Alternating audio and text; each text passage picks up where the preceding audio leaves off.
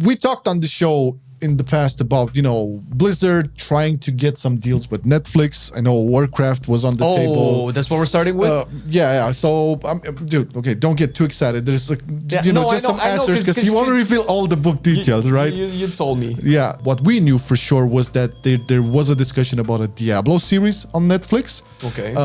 We speculated, both of us, on this show that Warcraft could very possibly be something that would be still make it on the small screen, I guess. Yeah, because we had that animated thing. I know that you're going to touch about something, but we still don't know if that's not coming, right? We don't know. We know there's the Warcraft brand being worked on at Blizzard and more than just video games. Well, we'll see. But eventually, the thing is, did you know that there was also plans for StarCraft on Netflix and Overwatch? Oh my god, not StarCraft. Yeah. So this question was from Elementium on the Reddit AMA. Any insights into why Blizzard hasn't branched out into movies, TV, animation? Yeah, the 2016 Warcraft film happened, but it seems strange how in 20 plus years of WoW and even longer history of Blizzard story-heavy IPs, they've been incredibly light on expanding from games. WoW books, short-lived comic series, are they trying at all? And this is his very short answer. Sure. The book reveals that they had series in development with Netflix for StarCraft, Overwatch, and Diablo. And this link that is in the response is basically towards the lawsuit Blizzard had with Netflix because of a lot of problems. So Netflix poked a lot of executives from Blizzard. That was one thing, and there was a lot of issues there. So this is why, to your point, like we don't know if they're still doing anything.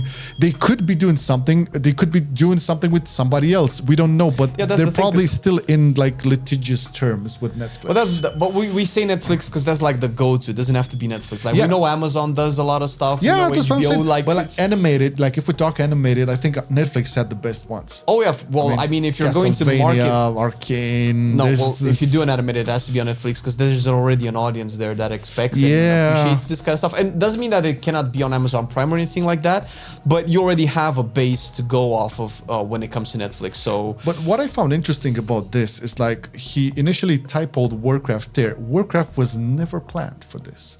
There was only Overwatch, StarCraft, and Diablo for this. Maybe because they had bigger plans in terms of the movies. But it depends on what when the timeline of these projects was set to be. We know StarCraft 2 released in 2010, and we knew that the movie, when did it come out? 2014? 2016. 2016. So they were probably working for at least 3 years on the movie before it came out. So even more than that. The work on the movie started in 2006. The first script wasn't. Nut. Yeah. Okay. So obviously, if they were working on the movie and they had an option to do Netflix, they probably wouldn't, do also Warcraft for Netflix because they had. With all of the IPs. And to be fair, I can mostly speak about StarCraft because I'm a big StarCraft fan, almost as big as I am Warcraft. StarCraft was very big when StarCraft 2 released. It was the esports. StarCraft essentially kind of created esports altogether, and it revolutionized it in 2010. If you think you know esports now, there's a whole discussion that we can have on StarCraft and how it's like a 1 hour video about that topic. Yeah. It's a lot. So it wouldn't surprise me that they also planned to, piggyback on the popularity of the IP to, make a show, make a screening somehow. I mean, the lore, the universe, we have so many books, the story from StarCraft 1 and Brood War. Dude, let's listen. Bias aside, I've read most of the Warcraft books and I've read all of the StarCrafts books. are better. Yes. Yeah. I like because it's a little bit more political. It's more grounded. It's more relatable because it's humans. Yeah, but like we're both fans of StarCraft, and my hope is that at some point with the Xbox purchase and whatever, once they stop firing people.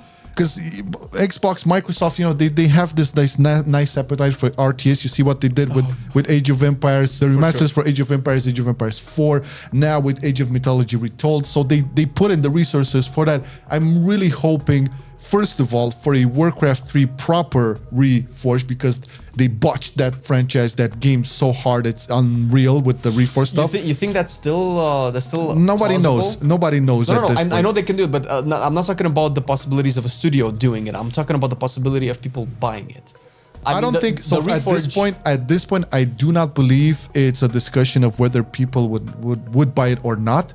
It's a discussion of saving this goddamn game, this masterpiece, this jewel, because you basically shed on it. You need to repair what you've done. I do agree. This is something they need to think about, restoring the image of this game, because Warcraft 3, for a lot of people, myself included, was the gateway through the Warcraft franchise, universe, lore, whatever.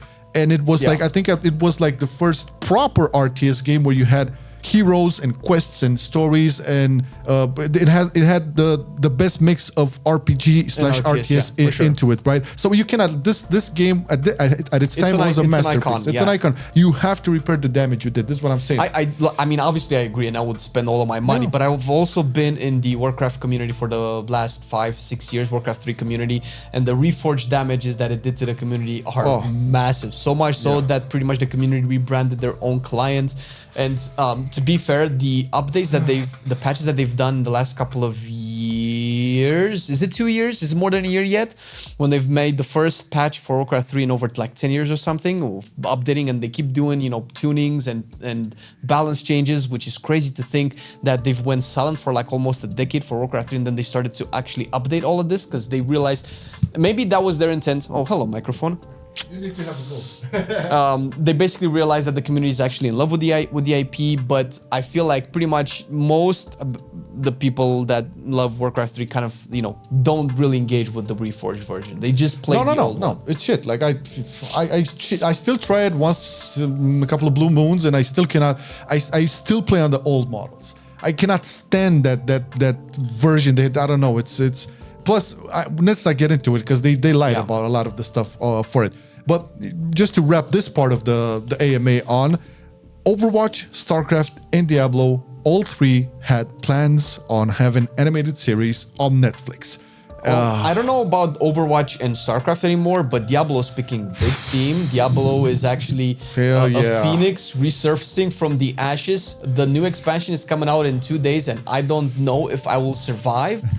So it's actually doing really well. I wouldn't be surprised. And like we can, shill on Diablo, but the cinematics that the game has, the direction, the writing, the voice acting, always used to. Game has its problems. Like the game's mechanics, gameplay loop had a lot of problems. Sure, but I'm talking about now. Yeah, the art of it. Even when the game was shit, I don't think I've heard people criticizing the campaign, the story, and most importantly the cinematics, which is kind of what matters and what would probably pull people into a Netflix series of Diablo or a movie of Diablo. And the fact that they went dark and doubled it and then doubled it again, and you're looking at the cinematics like, holy shit, are my kids watching this? They should not be watching this.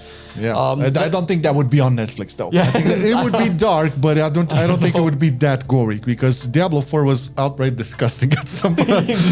Which we love it because that was Diablo all the time. You have to paint it that way.